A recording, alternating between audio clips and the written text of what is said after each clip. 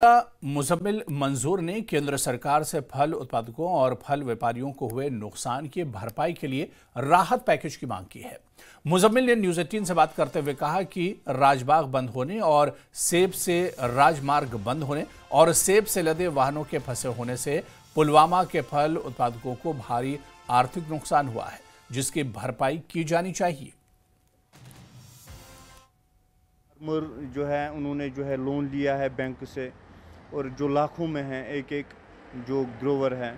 तो मैं अपील करता हूं, मैं रिक्वेस्ट करता हूं अपने सीएम जो हैं उमर अब्दुल्ला साहब से और एलजी गवर्नमेंट से श्री मनोज सिन्हा साहब से कि वो इस इशू को देखें। और जो ये इंडस्ट्री अभी सड़क पे आए हैं सारे, जो मतलब एक पूरा क्राइसिस में हैं, उनको आगे आना चाहिए और एक पैकेज जो है फार्मर्स के लिए या मर्चेंट्स के लिए होना चाहिए।